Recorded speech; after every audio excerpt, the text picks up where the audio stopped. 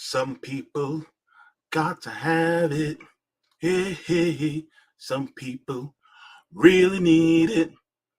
Some of y'all do things, bad things with it. Dun, dun, dun. Some of y'all do things, good things with it. For the love of money. All right. And welcome to the Jaybefaunt channel. I'm your host, James Fauntleroy. It is so good to see you all on this Thursday afternoon. Today is August 18th, 2022. It is so good to see all of you here. Just to let you guys know, the Jaybefaunt show is available on all major podcast platforms like Anchor, Apple, Spotify, and Google Podcasts, so you can subscribe to me there. I'm also on the Revolutionary Blackout Network, so you can catch me there on the JB Show on Sundays at 1, on RBN Live on Tuesdays at 4, and on the Sabby and JB Show on Thursdays at 6. I'd like to give a warm welcome and a thank you to everyone who are my patrons on Patreon as well as on Coffee. Without you, I have nothing. That's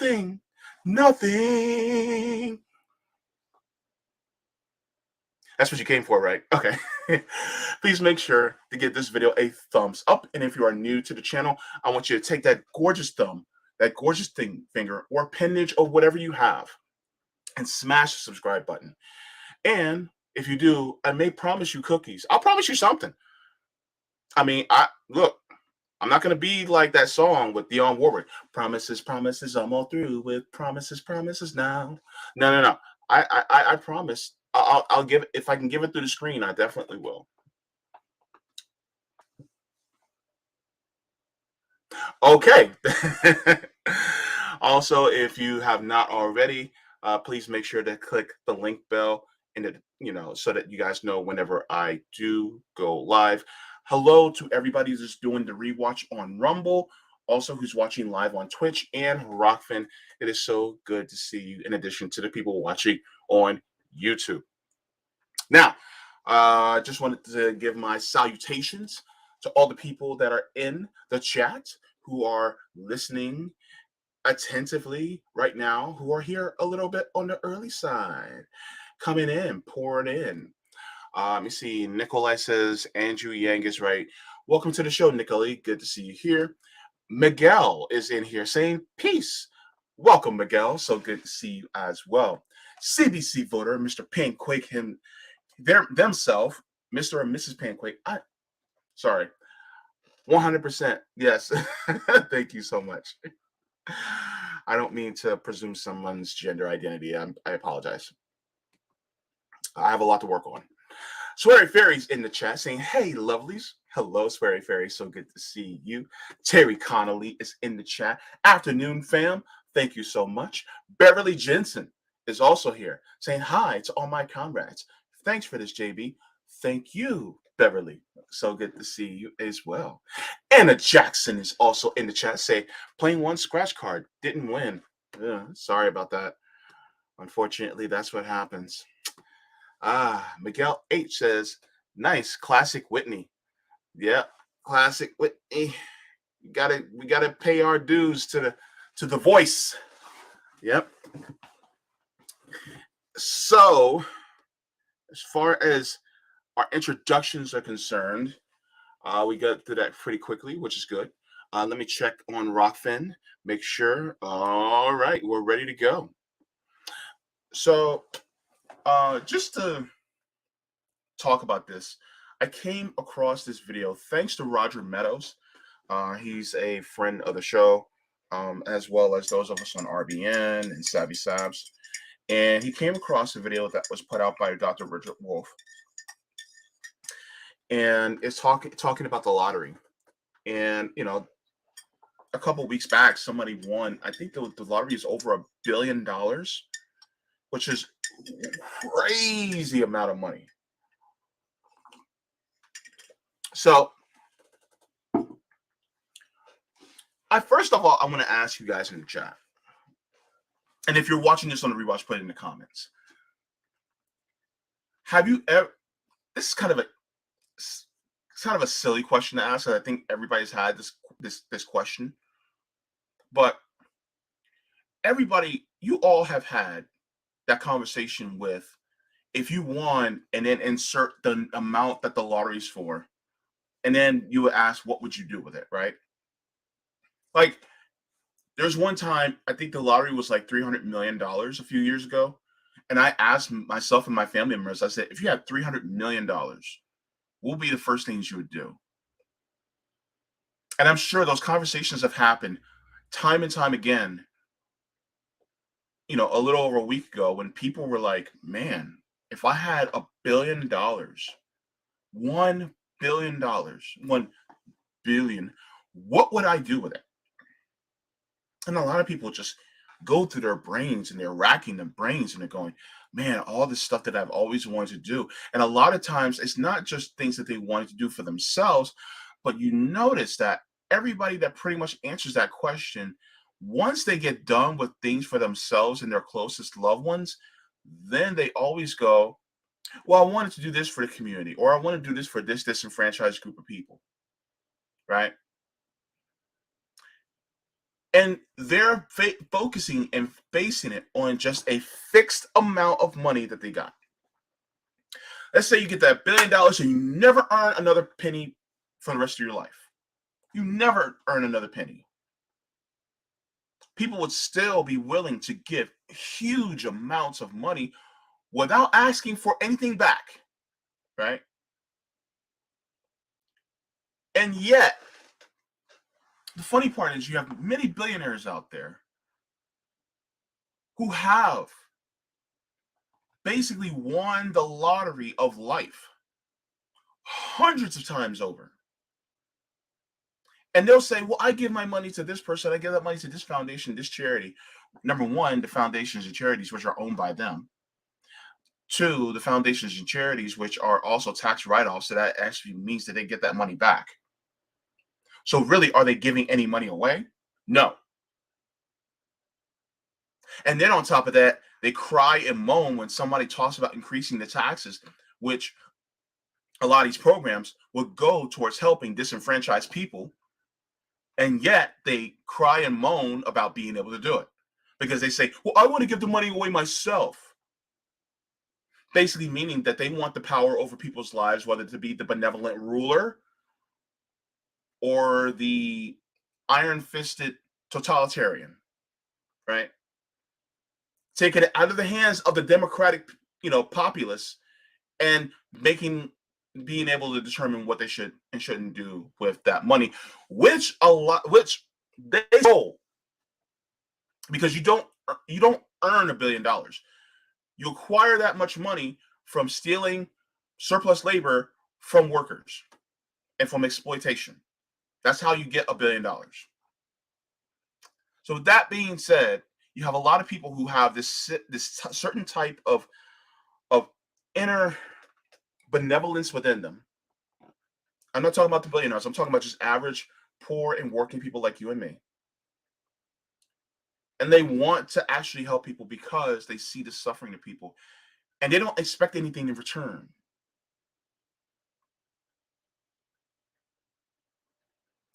And so there's this wish that people have that they can win the lottery, and that they can actually be one of those few people that come into this much money, that they can actually help people out.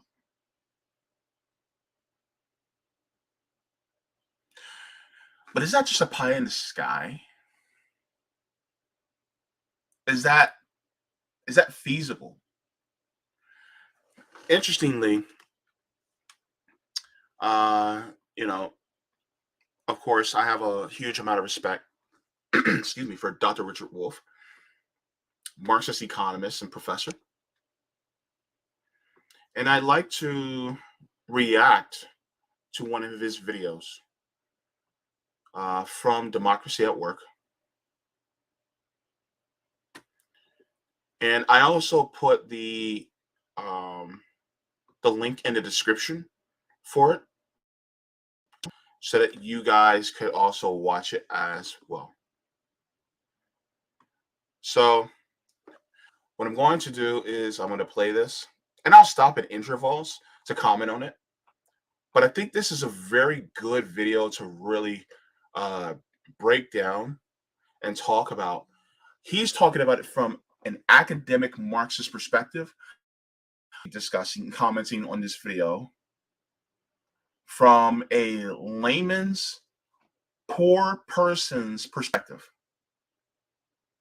Because you don't get that on these channels these days. Everybody seems to be an academic. Everybody seems to be well off. And so they don't have perspectives from people like myself. So with that being said, this is what I'm here for. All right. So let's get to it and take it away, Dr. Wolff.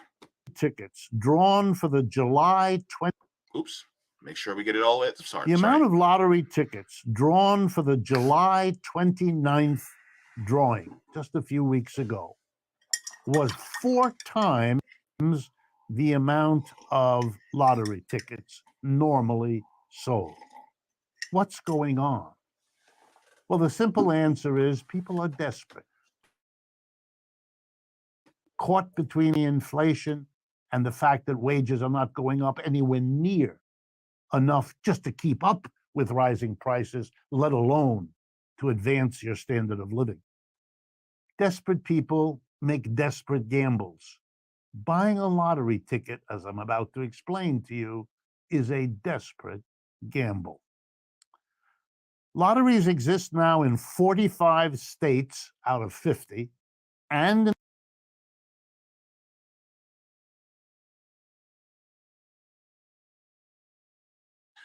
that part where he says a desperate gamble is actually one of the first interesting parts that really caught my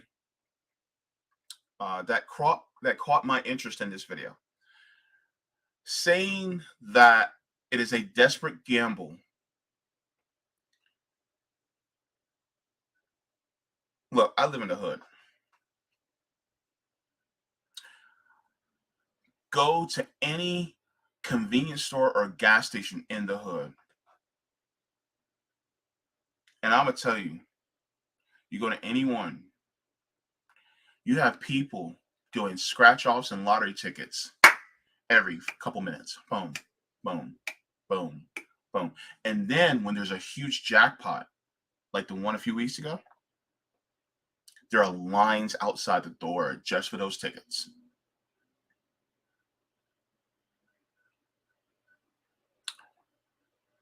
This is money, people taking hard-earned money that they really don't have that much of and risking it so that they can acquire this huge windfall so that they can improve their lives. It's a risk. This kind of makes me go into, and we'll get back to the video in a moment. Remember when people talk about diseases of despair? Well, what is a disease of despair? So let's take a look at that really quick before we continue.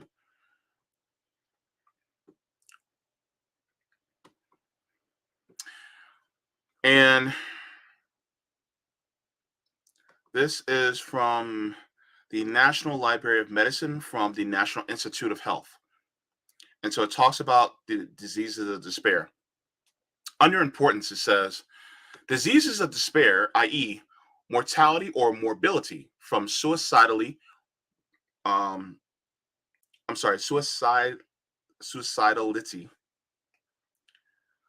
drug abuse, and alcoholism were first characterized as increasing in rural white working class populations in midlife with low educational attainment and associated with long-term economic decline. Excess mortality now appears to be associated with working class citizens across demographic and geographic boundaries, but no known qualitative studies have engaged residents of rural and urban locales with high prevalence of diseases of despair to learn their perspectives. Diseases of despair is pretty interesting. The reason why I want to bring this up is because there's a certain type of mentality that happens when you're poor, right? Because you're poor, you have to operate and move in a different way than someone who is affluent or wealthy. Your mentality has to be a different way. You are constantly on survival mode. You're never truly in actual rest mode. You're never in a mode of tranquility. And with that being said, some people will go, well, if you guys just ate better, then maybe, just maybe, you guys will have better health. And it's like, well, you guys just need to stop eating all these carbs and maybe, do more around your neighborhood and you guys be able to uplift yourselves. Number one, carbs are cheap. They're cheap and they're filling. So anybody that's poor knows that I can get by further with a few packs of ramen noodles, some rice, and some pasta than I could with just all vegetables. Now, of course, people will mix veggies and that in because they want it trying to be health conscious. But let's be real. If I had a choice between a bag of broccoli, a bag of frozen broccoli, or a 6-pack of ramen noodles, which is going to stretch me further?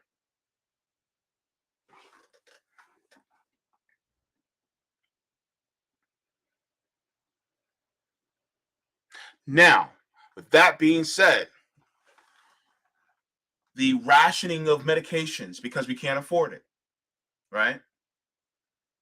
How many people, honest to God, how many people do you know that if they do have a car or a means of, automobile type of transportation, they will fill up their tank $2-3 at a time, multiple times a week? Somebody who's wealthy would go,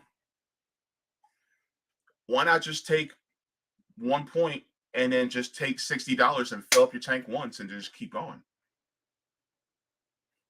Because it doesn't happen for us like that. When you're living paycheck to paycheck and you just don't have it, you have to come by with it whenever you can. And then you also have, a lot of people who are disenfranchised and poor, who, when it comes to paying rent and bills and stuff like that, a lot of us have to use our credit. Some that ongoing joke about Black people putting certain things in their kids' names just so that they can have it. And it's not, and it may not even be anything like trying to live high on the hog or anything like that. It may just be like putting the electric in your kid's name. Some parents do that just so that they can have electricity in the house because their kid has no credit, and the parents got bad credit because they tried to actually do something for themselves. So there's this disease of despair that happens. Like, here's a good phrase. Poor people get their cars repaired. Rich people get their cars serviced. I'm going to repeat that. Poor people get their cars repaired. Rich people get their cars serviced. We do the same thing with our bodies.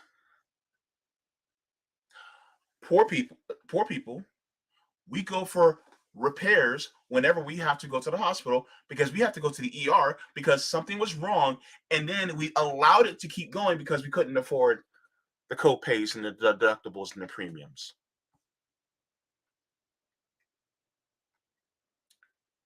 Rich people, they have their regular checkups. They go whenever it's needed. There's no concern about these things. In fact, these things actually happen less often because they have this abundance of healthy food that they can have. Some of them, they have people who are personal trainers that they can actually allow to motivate them to do things, be more active in their lives. They're not working so many hours a week that it takes away from them being able to take care of themselves. So, when I talk about diseases of despair, what I mean is you have so many people who are like you and I, who have to think in a different way because the resources just aren't there. And the crazy part is what people don't realize, and especially a lot of affluent and rich people don't realize, is that the resources aren't there because of a moral failing. The resources aren't there because of a systemic failing. Look at the education system. Look at the system when it comes to people having a living wage. Look at how housing costs and the cost of living has skyrocketed. Whereas you see the level of pay and the wealth disparity has grown while the pay has stayed stagnant. That being said, the diseases of despair is growing among this population. And then you get people go, well, why don't you just save your money? Because there ain't nothing to save. There's nothing to save because your entire paycheck, all your money goes to what? Bills. And then the little bit that we may have left, we may spend on a Disney Plus or a Netflix. We may use that little bit to get a little, you know what I'm saying? We might spend a little bit on a can of beer or something like that. Or maybe once in a while go to Starbucks to get ourselves a caramel macchiato. So it's not all the time, but we have to. Why? Because without it, there's no enjoyment in our life. Living some miserly life without any type of enjoyment, it even exacerbates that despair. So some means of escapism is absolutely necessary.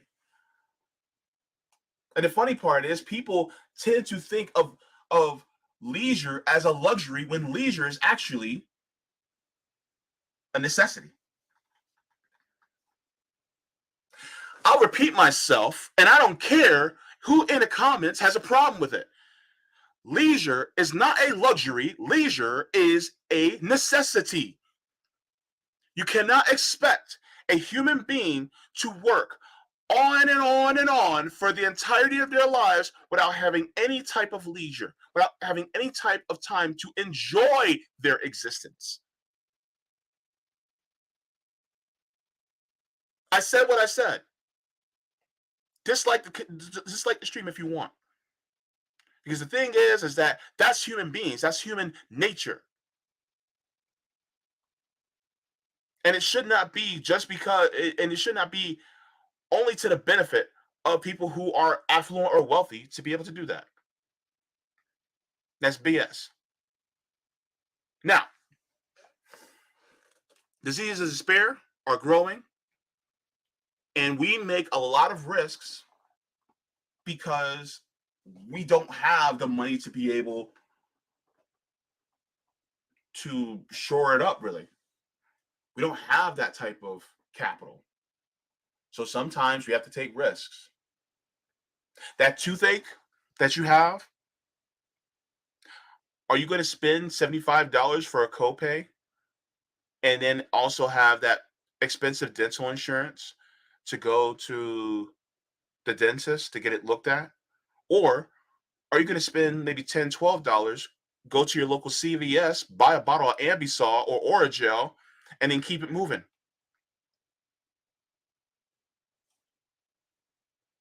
Those constant headaches you have, are you actually going to go to a doctor and spend that $50 copay or that 50 or that $300-$400 deductible to go to the doctor for those constant headaches or migraines that you have?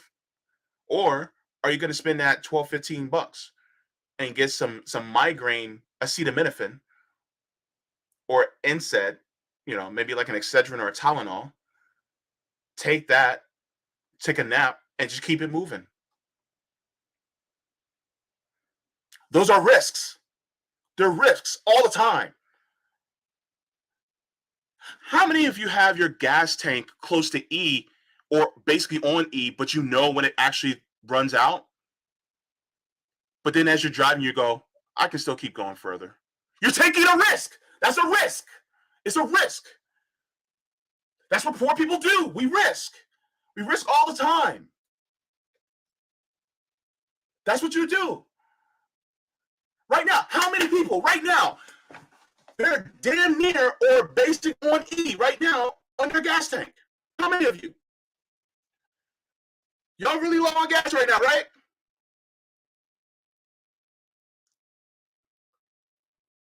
Like, come on now. Let's be real. You talking to this is I'm one of y'all. Don't just because I'm on YouTube, don't let this fool you, right? Your disease is despair. I got the disease of despair too. My bank account is in the red right now. What you talking about? I just got hit with an overdraft fee. JB ain't living high on the hog either. So this is part of the reason why I didn't mean to go on this tangent, but my thing is that people just don't realize. Like, I remember years ago, I think he's Gen X, I think, like late Gen X. He was a friend. And he goes, I don't get why young people just don't save. You guys just spend your money and you just don't save. And I rolled my eyes when he said that. Why did I roll my eyes? Because he didn't realize that we were struggling already. We were struggling. As millennials, yes, I am a millennial. I'm an older millennial, but I'm a millennial. And we're struggling.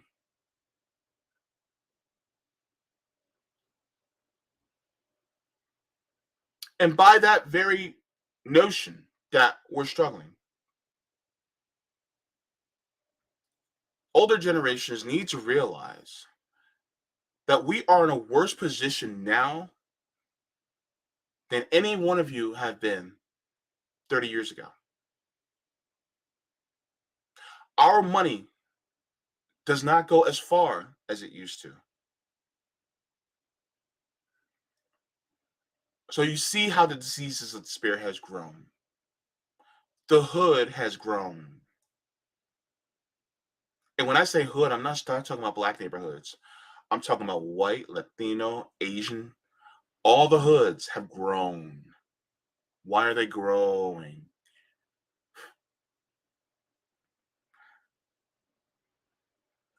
Because the exploitation has grown.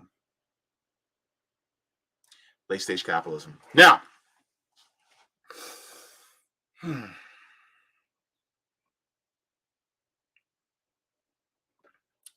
Danny, speak it. Speak it. Say it louder for the people in the back. Danny said, it is hard to avoid cheap carbs when you're on food stamps. Even eggs and pork roast are getting expensive. Thank you. Thank you. You know what I had before this stream? I had peanut butter on bread.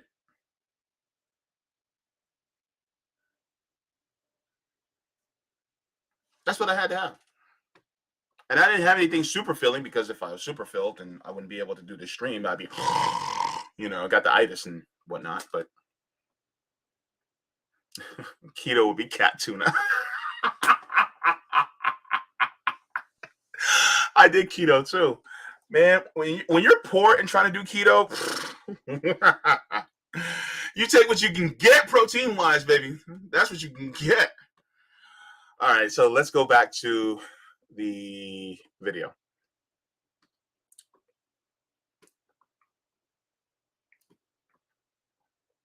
All right.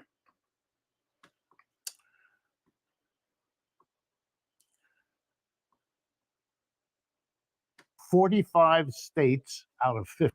It exists now in 45 states out of 50, and in the District of Columbia, and in the U.S. Virgin Islands. Out of every $2 ticket, lottery ticket that you buy, here's what happens to the money.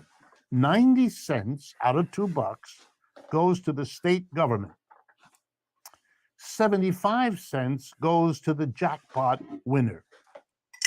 35 cents go to the non-jackpot winners. What are the odds that you are a jackpot winner? 300 million to 1. Folks, it means that your chances of winning the jackpot are better than your chances of being, are not as good, my mistake, as your chances of being hit by lightning or being bitten by a shark.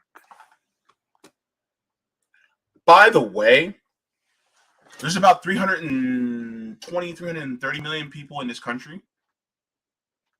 So that's kind of like standing in line and waiting to be picked by random. But all the people in the entry is every single citizen in this country. Crazy, huh? What is the lottery? The answer is it's a tax. It's a way of getting tax payments out of the poorest people in the state, the middle income people in the state, who would have revolted against another tax because they came close to doing that in most states. So here's what the system did. To get money out of them, 90 cents out of every $2 ticket goes to the state government. So every time you play the lottery, you're paying a tax.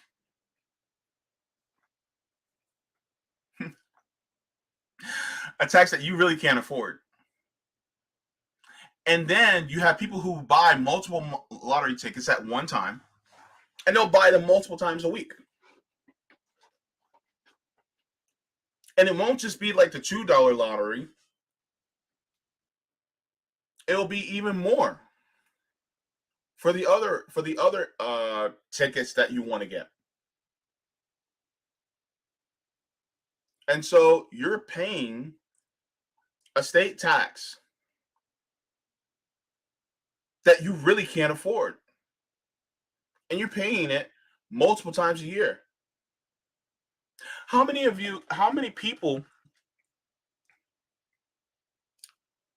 are buying multiple lottery tickets each week? And then what about the people that buy them each week, every week of the year? How much money are you needlessly giving away? Because you're putting out that risk. You're playing that risk because you're diseased of despair. Because you're hoping that a windfall will happen so that you won't have to worry about it anymore.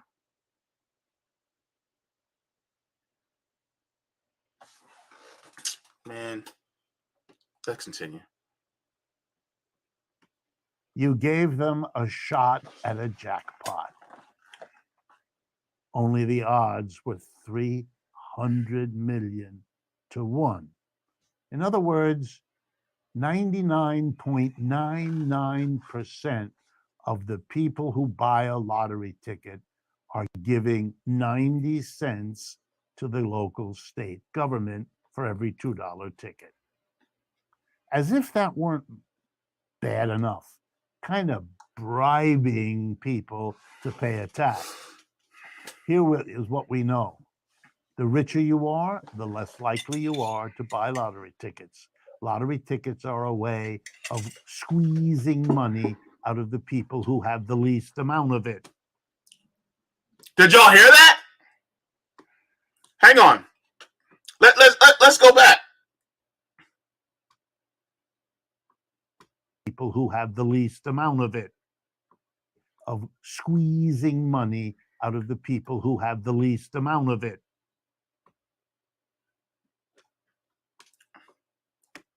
That's what it is.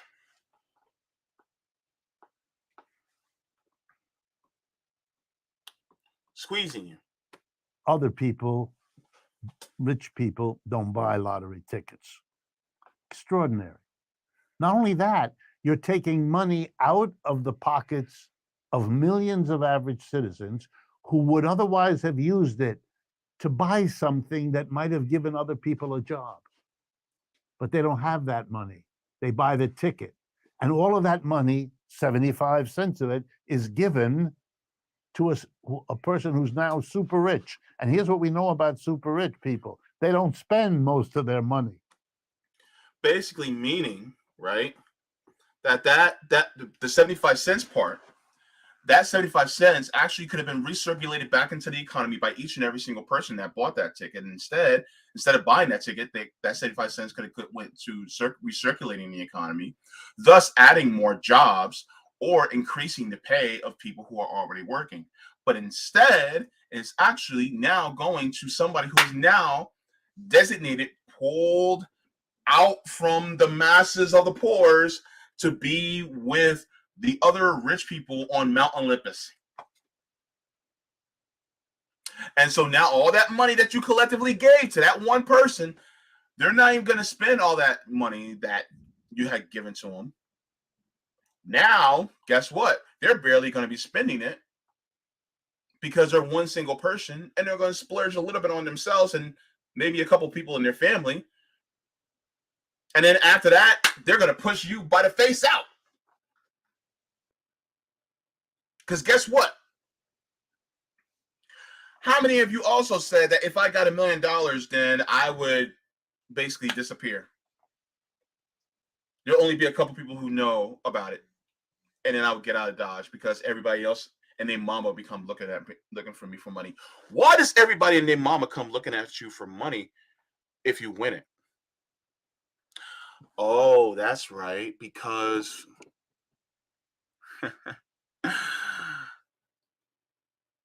they're poor.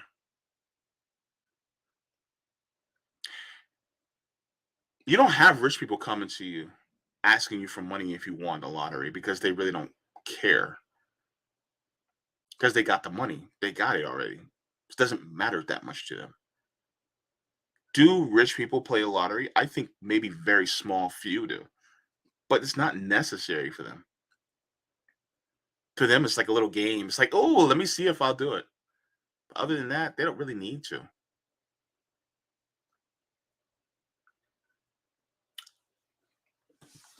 Interesting. Let's continue. So the money isn't getting spent. Mhm. It isn't creating jobs because it isn't capitalists who create jobs. Bingo. It's the demand for output that capitalists merely serve that create jobs. And if you take money away from average people and make one person rich, you're diminishing the demand and therefore the job creation. Lotteries are a crappy way and an unfair way to support state government. No wonder rich people make a joke. Lotteries are a wonderful way, they say, to shift the burden of taxes off of us and onto the people who can afford it least. Boom. And that's the point. That's the point. Is to take the burden of taxation off of the super rich and to put it on you. Do you feel scammed yet? Do you feel hoodwinked, bamboozled, run amok, played, got? Do you feel it yet? If you've been playing the lottery, if you're pissed off, you should be. Because you're basically paying the tax that really the super rich should be paying. Though I would say that the super rich shouldn't even exist. but you're really just paying the tax on their behalf. The lottery is you paying a state tax on the behalf of the rich people. People, especially those of y'all who are in places like New York and in California. I'm not sure if they have lotteries in California or New York, but there's a lot of rich people in those states. A lot of rich people. And if you're in either one of those states that have an extremely huge amount of rich people, and you play the lottery with your poor ass, you're paying for that. Look, that's like being broke as hell. You go to a restaurant, right? And you're trying to buy a breadstick at that restaurant because that's all you got. You got $2 to rub together, right? That can get you a breadstick at the restaurant. But the chances of you actually getting that breadstick are very low. Because guess what? You'll get maybe some of the crumbs of that breadstick, maybe. But the actual breadstick ends up going to the rich people at the table that are sitting there. And they racked up a $700 bill, right? And you're paying for their breadstick, even though, actually, they didn't rack up $700 bill. They have barely even paying the bill. And you just pay for their breadstick. And they got all that money. Don't you want your breadstick back? Like, okay. Thank you. Yeah. Yeah. So why in the world will we keep doing this? Well, because here's the problem. They dangle the money in front of you. Even the news media that advertises, remember, who advertises the lottery all the time? The media. And especially when it starts to get into really high numbers, then people start scrambling because they're literally dangling in front of you. Oh, the possibility of affluence, the possibility of being wealthy and never having that disease of despair anymore. Do you want in? And then guess what? You fall for it. You pay the tax, and it goes to the state government. And then 99.99% of you don't see diddly squat.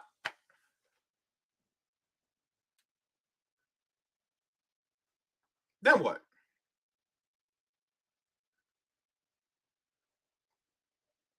I have never played the lottery, but that's not some badge of honor because I've thought about it.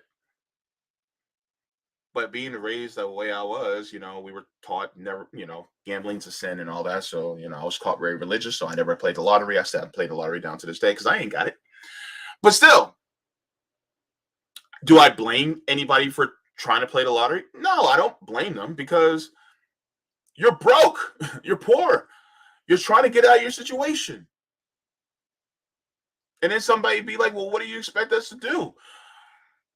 There are other ways of trying to invest. And I'm not talking about monetarily.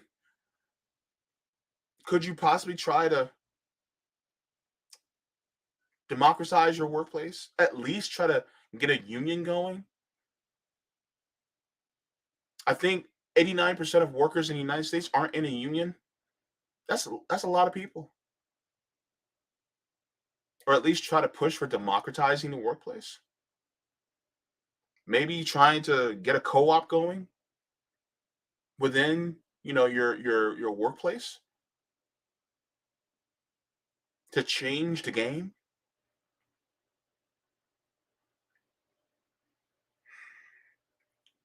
But the problem is that disease of despair, that gamble that we poor people make, that gamble that we poor people take, that's what the capitalists want. Next thing you know, they're going to dangle that in front of you again. Are you sick and tired of being homeless? Spend the tax. Are you sick and tired of not having health care? Spend the tax. Are you sick and tired of not having a good education? Spend the tax. right? Are you sick and tired of not having the good food and not being able to go and travel the way you want to? Well, spend the tax. And maybe you'll be able to have all these nice things. It's slim to none, but it's a possibility.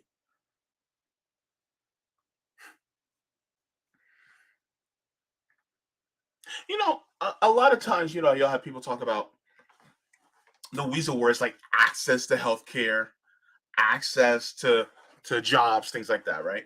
Well, did you know you have access to winning the lottery? That's basically the same premise when it comes to what Democrats and Republicans talk about access. That's exactly what they mean. You have access to win $1 billion. All you got to do is just go to the corner store, spend $2, and you got a lottery ticket. You have access to it. The odds of getting there are 300 million to 1. But hey, you have access, right? Same thing.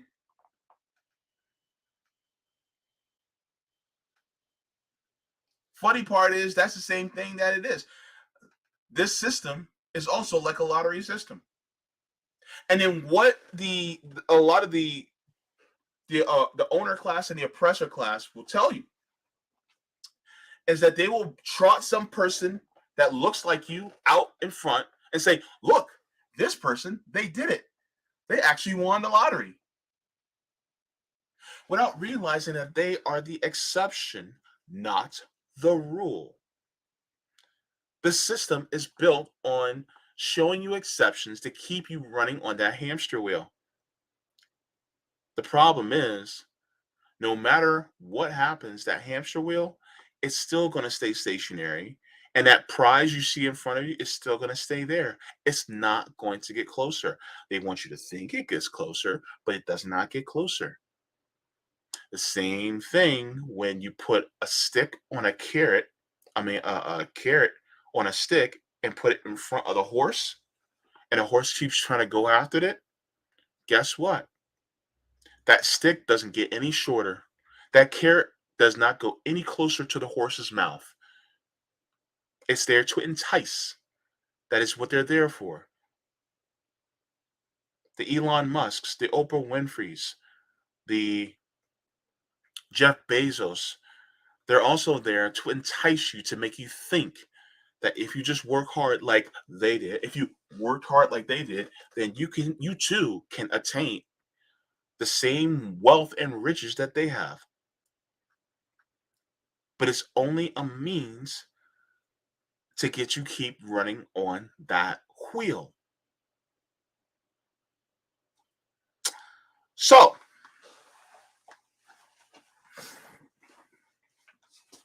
in a truly equal and equitable society that is egalitarian, would a lottery exist? Nope. It would not exist.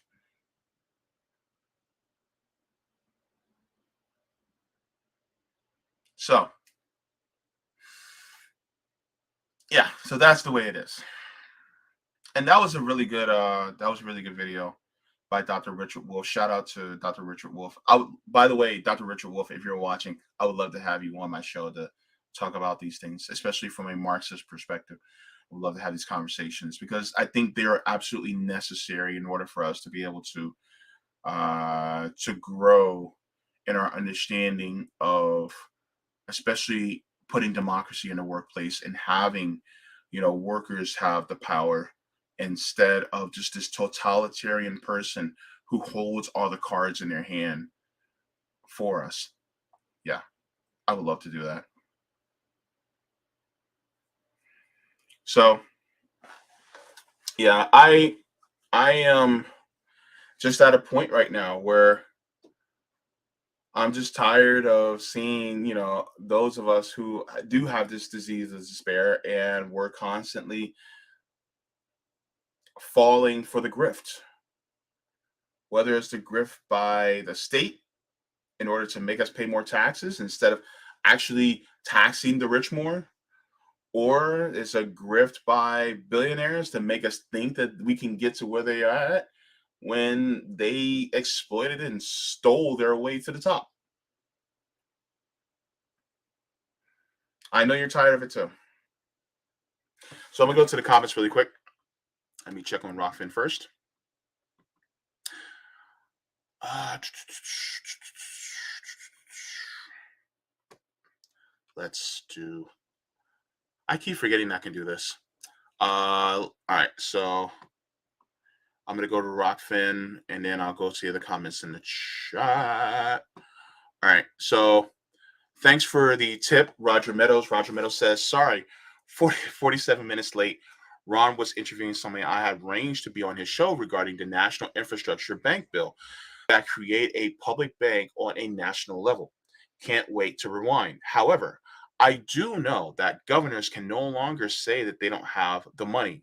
93 cents of $2 for every lottery ticket goes towards state taxes, while winner gets 75 cents and the rest goes towards lottery.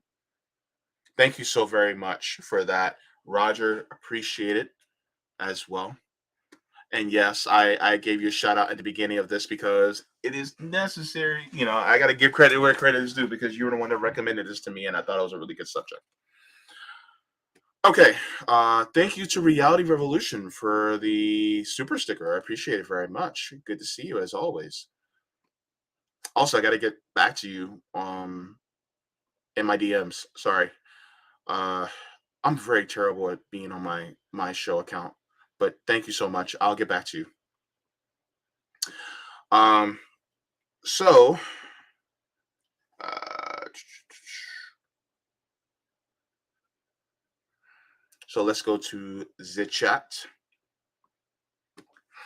Gary Matthews says, I think a lot of lotteries as a regressive tax on poor people. Absolutely. Thank you very much. Anna Jackson said it's a poor man's tax. Poor person's tax. Yeah, there's so many of us who end up paying that tax, really.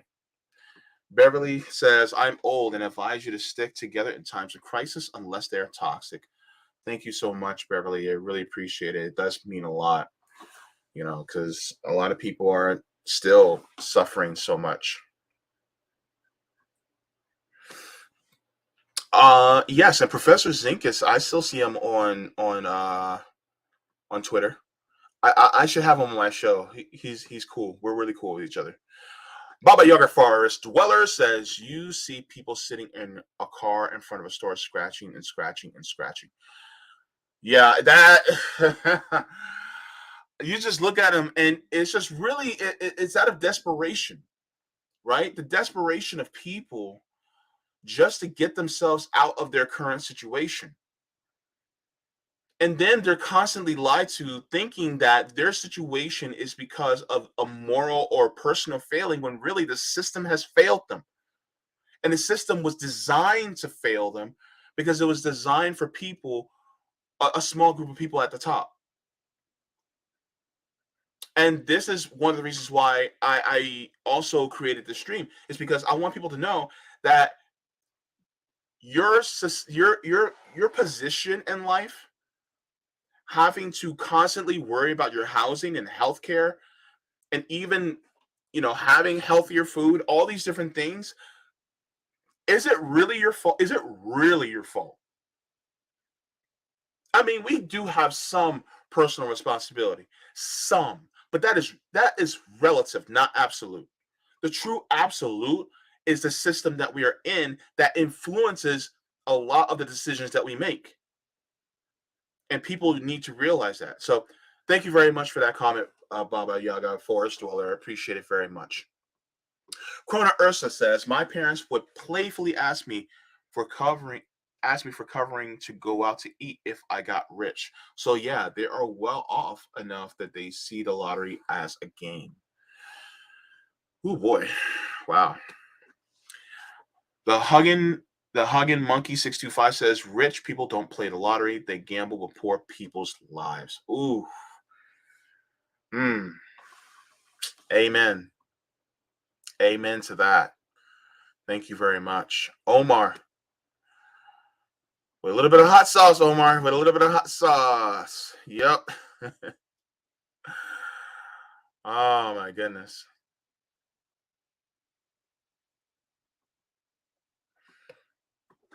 Beverly Jensen says 724 billionaires in the United States. Last time I checked, it was over 600, so it's grown by that much. Wow, that's a lot of exploitation.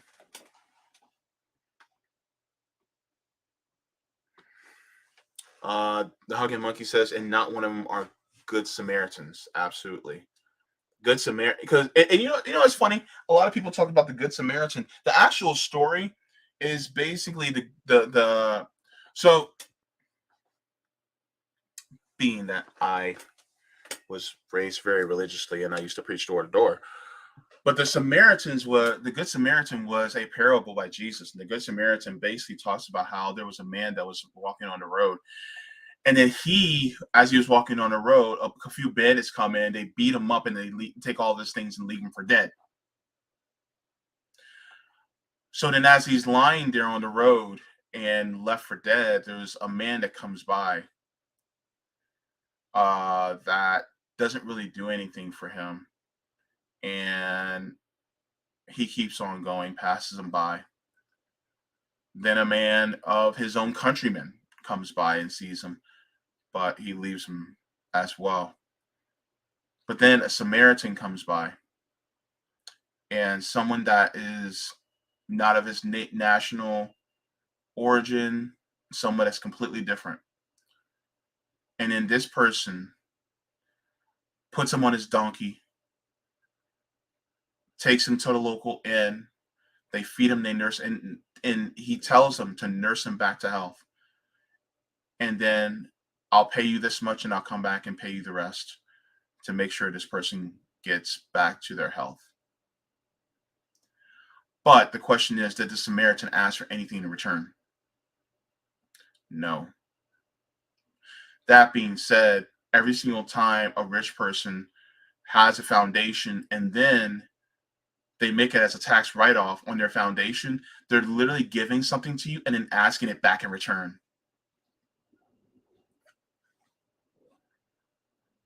That's not what the Good Samaritan did.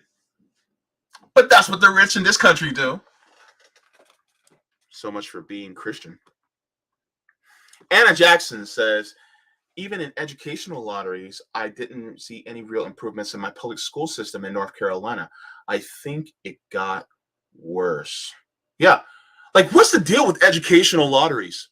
Like, why should we be picking just a few students out, to have a good opportunity? Shouldn't that be open to every single kid in this country? That doesn't make sense to me. Everybody's deserving of having that quality. John Kemper, so good to see you at work, but I figured I would listen in. Thank you so much for joining in, John. I appreciate it very much. So Gato, so good to see you also in the chat. It says they say all wars are rich men's wars. All famines are theft. Yes. People say taxation is theft. Well, no, it depends. If you're being taxed for things that you don't approve of, like for me, I'm being taxed, for war and giving subsidies to these big oil companies, then I guess in that sense you can say taxation and stuff. But if my tax dollars are going towards education, roads, bridges, feeding people like in SNAP benefits, if my taxes are going towards and I'm talking about state-wise, I know about MMT, so I know, don't come for me in the comments. I love y'all though. But if my tax dollars, especially state-wise, are going towards these things, then I don't have a problem with that. I do have a problem with my taxes going towards police because I don't want to pay for people who are going to shoot me in the back just for the color of my skin. That I think is theft because now you're stealing from me and then killing me. But as far as famines and what the super rich do, they're stealing from you every single moment they get. There's absolutely no question about it. Miguel says lottery is definitely a money grab. Absolutely. Thank you so much. Nikolai says Andrew Yang would have helped your entire family win the lottery every month for the rest of your life. £1,000 per month, no strings attached. I do not agree. The unfortunate part about Yang's UBI is that his UBI, like, I don't necessarily have a problem with UBI, but Yang's version of UBI was deeply flawed. Number one, the Yang's UBI on top of it also would take away social programs that would help people like me. Because guess what? I'm on food stamps and I'm on disability, so that $1,000 a month would actually diminish the amount of that I would actually get. So that being said, also, what law would there be to stop the landlords from increasing the rent by $1,000 in order to take that away from you? The system needs to be changed first in order for something like that to happen. This is why I'm also a big proponent of a federal jobs guarantee, because a federal jobs guarantee would help make it so that the government is actually doing the hiring. So therefore, yes, private businesses will have to compete with the government. Yes, if the government is actually giving somebody a wage, that's a living wage, and that means that the private entities would have to raise their wages in order to equal it. I also would put in a law that will make it illegal in order for businesses to have their top executive or their person at the top have a greater ratio than maybe 10, 15, or 20 to 1, as far as the lowest paid person on their payroll. So if somebody's making $200 million a year, then the person at the bottom of their payroll should not be making less than 20 times less than what they are making. I probably would do it maybe like 5 or 10 times, being that the socialist I am. But yeah, so but as far as UBI, I see a lot of deep flaws within it. So I sorry, but I don't agree with you there. Let me see. Yes, capitalist propaganda. Uh, and yes, I just gave you that answer. Do I remember you for a meeting at Medicare for All March a couple years ago? Um, I don't. I don't know based on the. I don't remember based on the profile picture. So, um, but I probably remember. If I saw your actual face, I probably would. But it's good to see you though.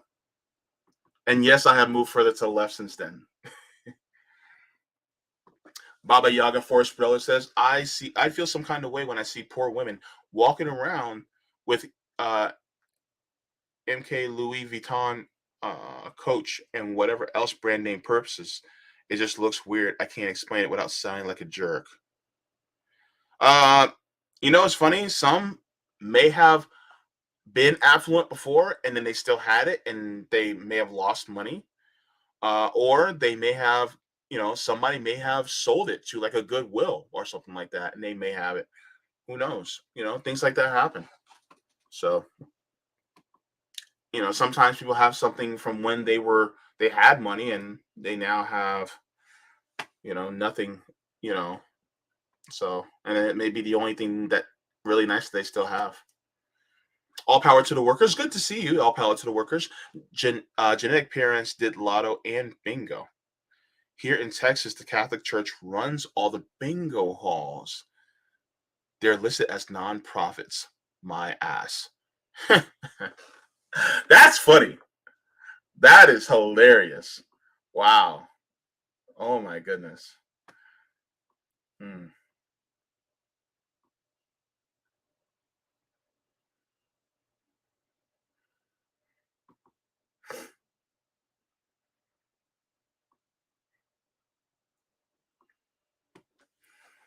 Yep, excess when it comes to religion is sickening how the West has whitewashed many historical figures in a wide variety of ways. Oh, amen to that. John Kemper says the rich think the elephant can go through the eye of a needle. Thanks, John, for that one. That's funny. When stores are asking for donations for a cause, don't give it to them. They already donated the money. Yeah, I don't. Oh, by the way, while we're Yipper, you touched on something. I thought about this like a couple of years back, and I was just like, man, this is crazy. Think about this. even if we had just, I'm for nationalizing the healthcare system, but even if we just had single payer healthcare, right?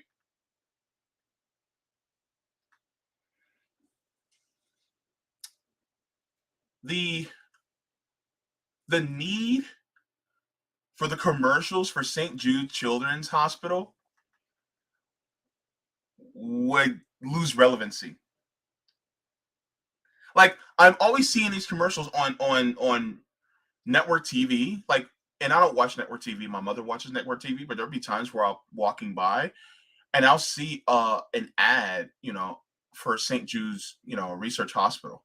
Which, number one, I think research hospitals like that should always exist, but at the same time, I don't think that they should operate off of just the kindness and goodwill of others. I think that they should be paid for through taxation, and I don't think that people should have to come out of pocket for that. Direct pocket. I mean, it should be paid through taxation. That being said, I think that if we were to have either a single payer healthcare system or a nationalized healthcare system, they wouldn't even need to do that anymore.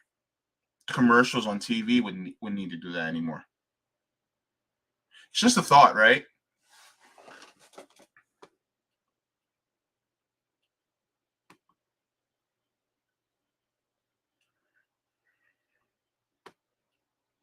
$24. It was raised from $16 last year.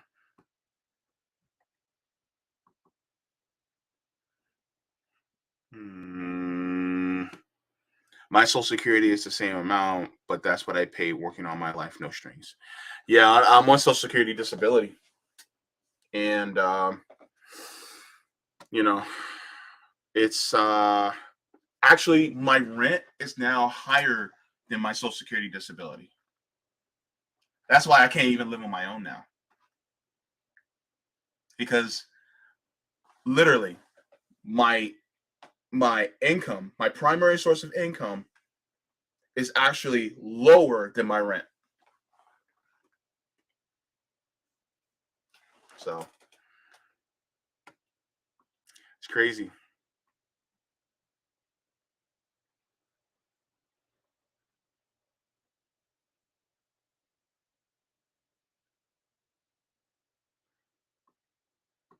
Yeah, $24. That's what I get. It was $16, but they increased it to $24. Hmm. Yeah, that's it. And so people are like, well, why don't you eat healthier? It's kind of hard to eat healthier when you only get 24 bucks in food stamps a month. And I'm on disability and I get dialysis 3 days a week. But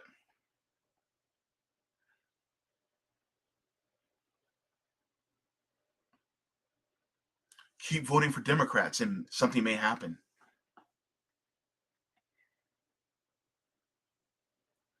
You see?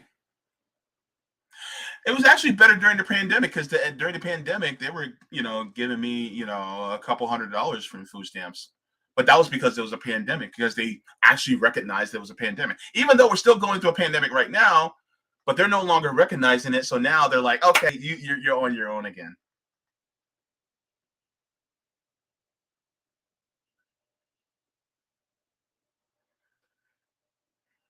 So yeah, I'm not down for that, you know. And then on top of that, you have the entire capitalist structure with the food.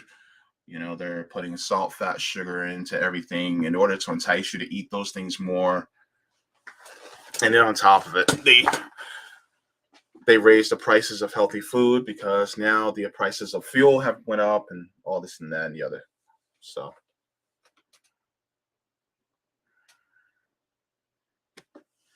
yeah, Lee Lemon, so good to see you. I haven't seen you in the chat here before, but Lee Lemon says eating healthy is damned expensive.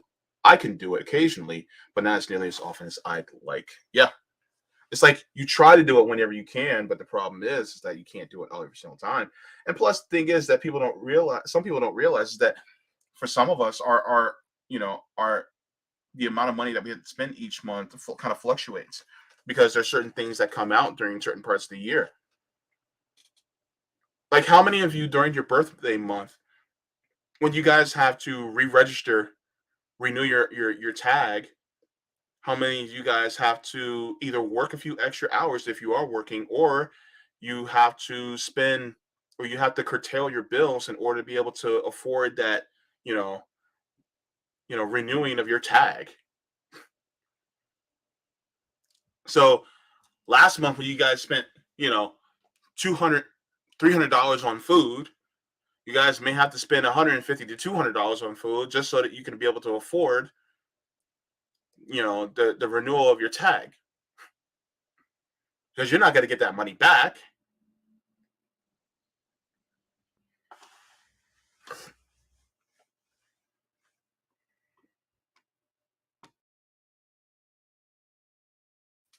Excuse me. John Kemper says, my doctor said I need to apply for disability. I would never. May as well lie down to die.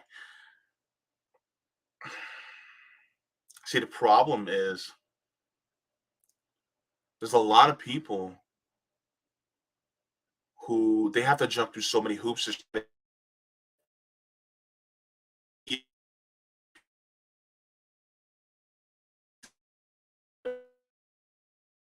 other different types of disability. You have to go through so many hoops. Sometimes you have to hire a lawyer. You have to go to court just to get disability. It's crazy. Just for a government program that's supposed to be there for you. And then there's a lot of red tape and things like that. It's just a lot.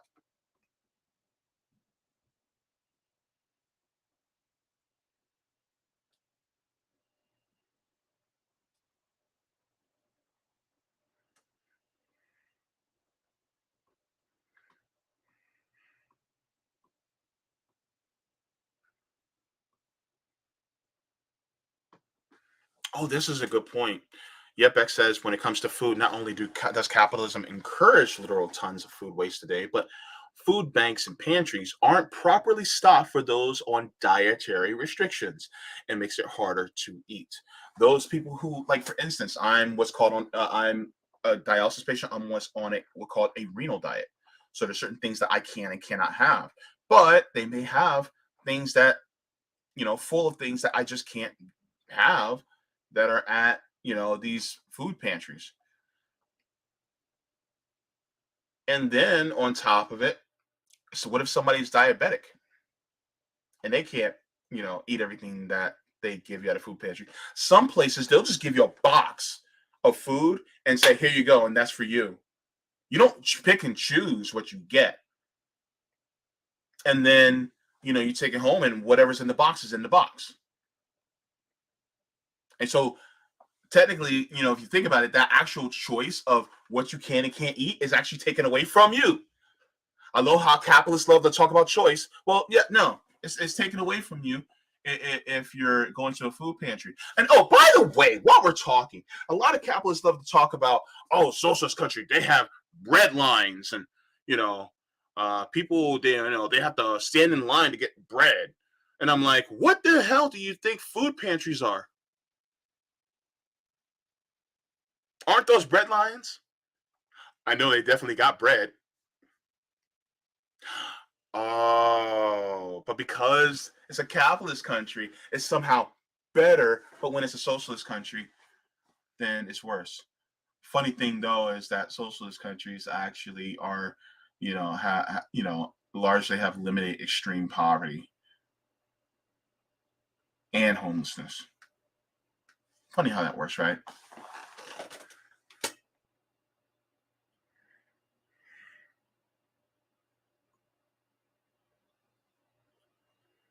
So yeah.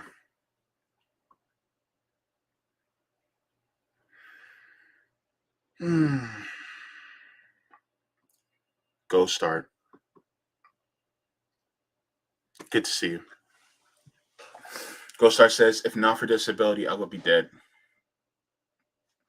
Same. Same. So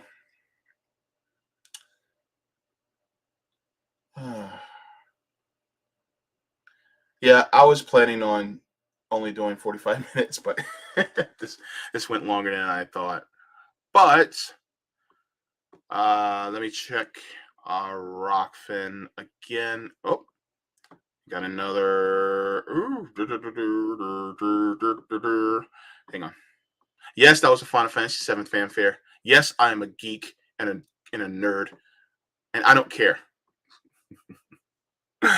Thanks for the tips, Roger Meadows on Rockfin. Roger says, "I know you at RBN don't care for Crystal, but today she did a monologue on how Warren Buffett's Vulture Capital Group, who owns commercial railroads, took government money, and instead of investing in improving the rails and improving worker pay, they instead practiced stock buybacks and made rail workers only take 2 days off monthly and raise health costs. We need laws giving president and governors to do government takeovers if they show a history of egregious behavior like this.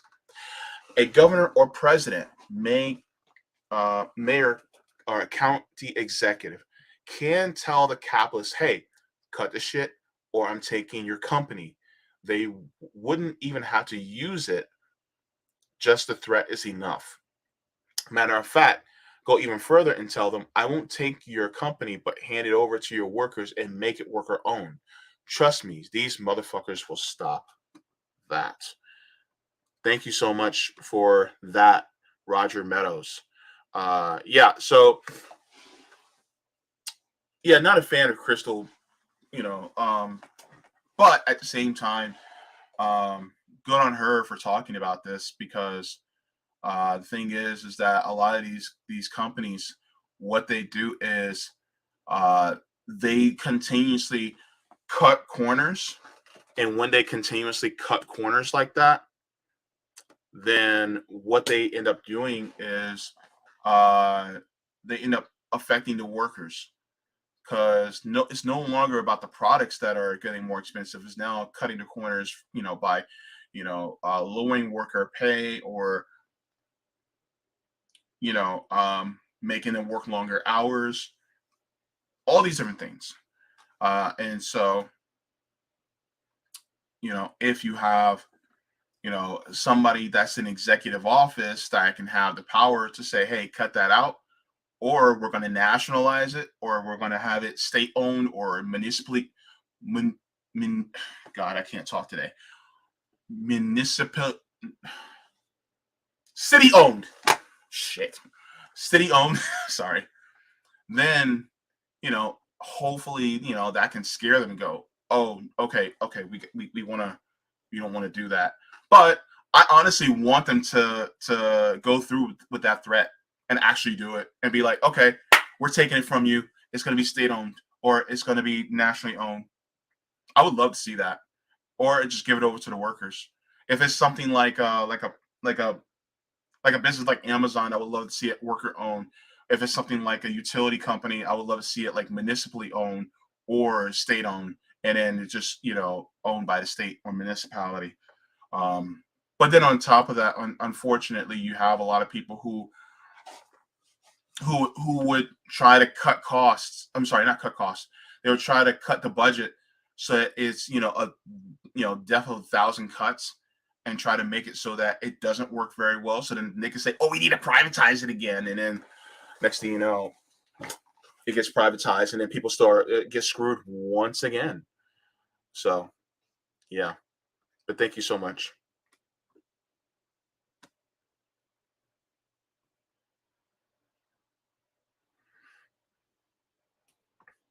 And before I go, actually, you know what, Omar, you just hit on something I want to talk about too. Disability should be higher than what it is. Yes. I'm going to share a tweet that I stated. I was talking to my congressperson, Val Demings, actually, um, and I hope I hope this I hope this tweet gains ground because People really need to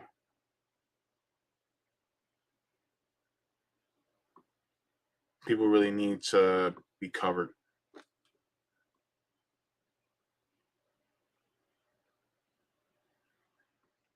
Hang on.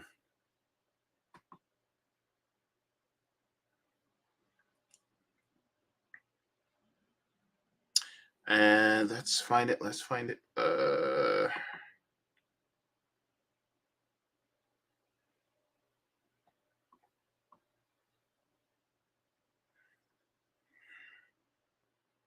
Okay, I found it. And let's enlarge this. Come on, knock on my door. I'll be waiting for you. All right. All right. Yes, I sing. I'm terrible. All right. So let's go to what Val Deming said. Val Deming said, without Social Security and Medicare, I don't know how my parents would have survived. A lot of Americans depend on these benefits to live, so I'm doing everything to protect it. I don't believe her, but this is what I said. I said, what about expanding it? Making it equivalent of what is a living wage would be in our zip code. I'm seeing rents near, and these are streets that are near me, Texas Ave and Oak Ridge, around $1,700 a month. I need rental assistance because I'm on a fixed income. Social Security benefits need to be quadrupled. And people laugh at me when I say that we need to quadruple Social Security benefits. But look, am I wrong though? Am I wrong that Social Security benefits need to be quadrupled?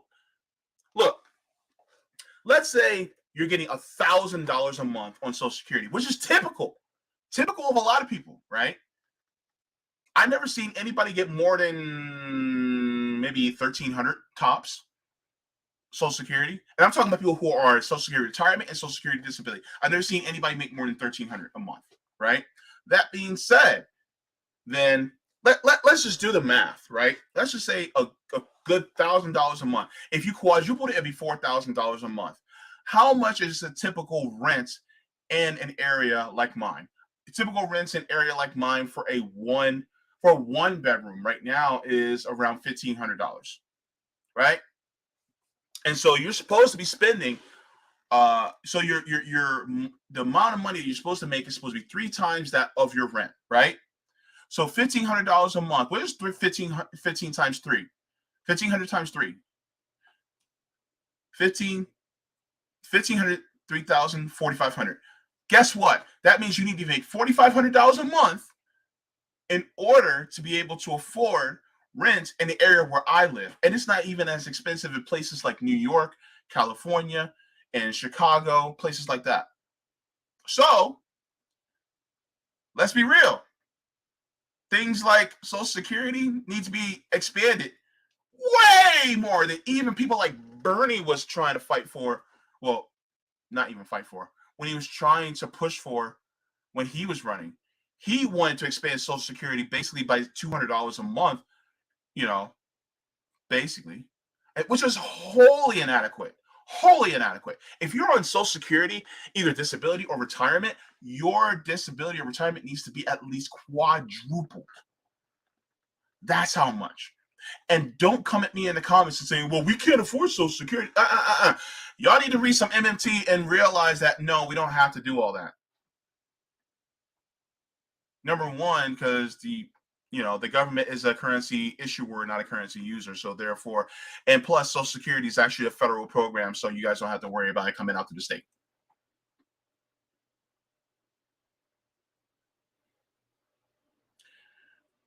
And then if people are, and then even then, if you want to go the other aspect of it, taxpayer money, well then yeah, you can just raise taxes on people who make a lot of money. I mean, really, let's be real. I mean, Social Security is taxed on, I think, the first $140,000.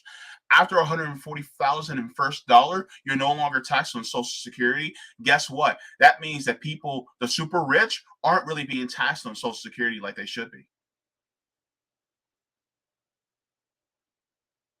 If it were up to me, we'd be taxing their wealth We'd be taxing their property taxes. We'd be taxing everything.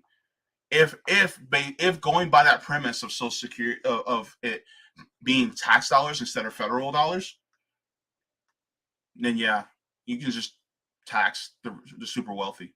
Also, taxing the super wealthy is actually a safeguard for democracy, because anybody who's super wealthy that has that much money, especially while having money in politics, actually puts our democracy at risk.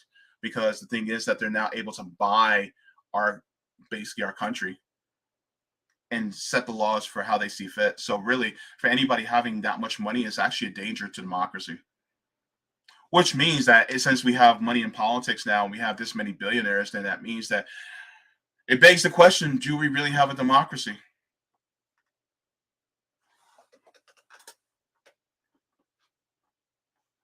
What if I told you we live in a fascist government already? Yep, I said it. Is that hyperbolic? Nope. People didn't realize how bad a fascist government was until they started wrangling up all the Jews and all the people who were associated with them, or people who they felt were deplorable, whether they were the Jews, the gays, the Germans that were trying to safeguard Jews, whether they were Jehovah's Witnesses that were in there. By the way, yes, that Jehovah's Witnesses were also in the Holocaust. They used the purple triangle for them. I'm a former JW, trust me, I know. And then on top of that, the gays with I think they had a pink square. I think gays had a pink square during the Second World War. But anyways, sorry, pink triangle. But the thing is just like when you have a hot pot of oil, you don't realize how hot it is until something hits it.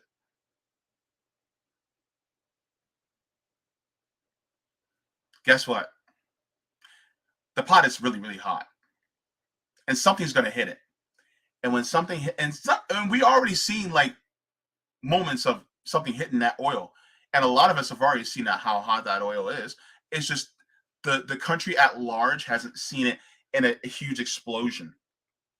So with that being said, people don't realize, like the frog doesn't realize it's in a pot of boiling water until it's too late.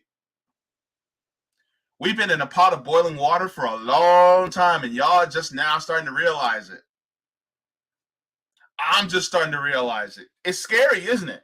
But it's true. And the thing is that a lot of things that people don't want to come to terms with is, like, people will talk about how Donald Trump was a fascist, and they were like, "Oh, well, Donald Trump is a fascist." Well, the mechanisms that allow him to be that way were already in place for quite a while. By the way, who helped those mechanisms be in place? It was Joe Biden, who is the current president of the United States,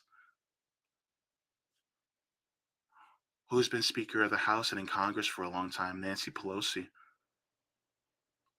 and many of the other Republicans that were in the House. Oh, who was also in the Senate? Could it be people like Chuck Schumer as well as Mitch McConnell, who have been in there for a long ass time? Yeah.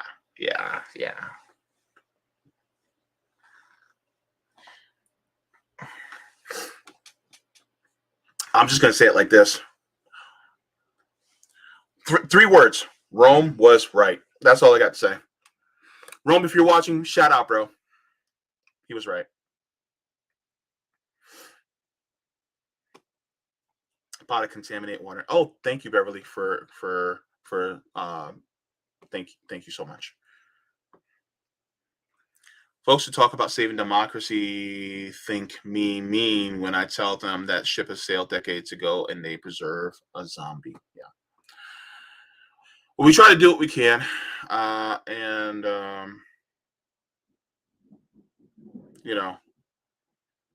like people on the front lines, like all of you who are constantly, trying to inform people or trying to mitigate the disaster. People like Roger Meadows, who I have a lot of respect for, trying to, educate people on mitigating disaster by, pushing things like public banking and ballot initiatives, which is also very important.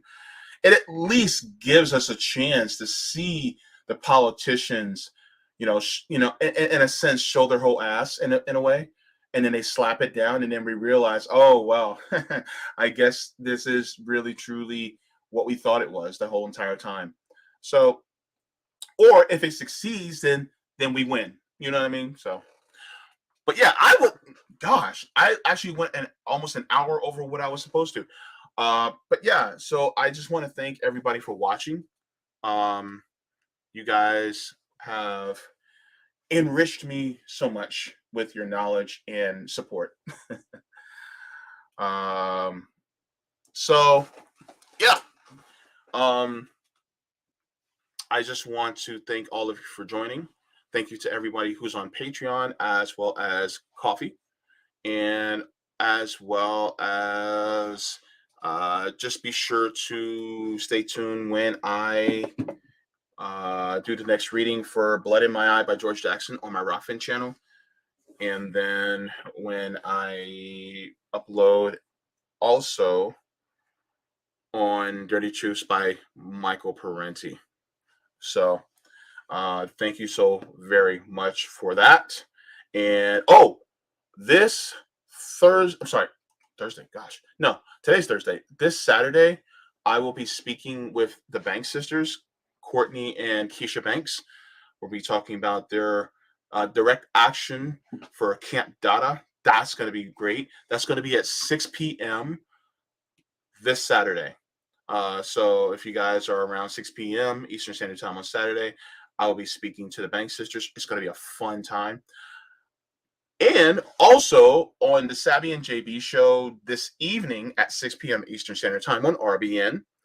Tune in because we're gonna have the Bank Sisters on RBN too. So they're doing their rounds right now. So it's cool to see Courtney and Keisha doing the indie media rounds. But we're gonna actually be talking about the actress Anne. Is it Anne Heche or Anne Hiki, or I forgot how you pronounce her last name. But she died suddenly, and there's some connections with Epstein regarding her. And me and Sabby are like, what's up with that? So we're going to be talking about that as well. Roger Meadows says, check Rockfin. Alrighty. Before I go, anywhere I go. All right. Thanks for the tip, Roger Meadows. Roger says, going back to fear of reprivatization because they would defund it. I understand a national infrastructure bank would work on autopilot, creating bigger surplus in the economy to fund infrastructure without needing Congress. It can generate 100 trillion without having to raise and create new taxes. Also, tie Social Security with local rent costs and outlaw private equity from owning homes and residential apartments. Oh, thank you.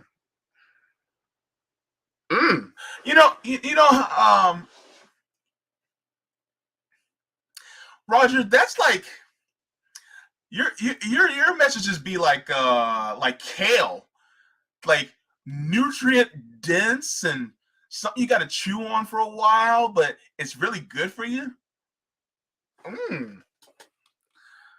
Thank you. Appreciate that. I love the way you think, man.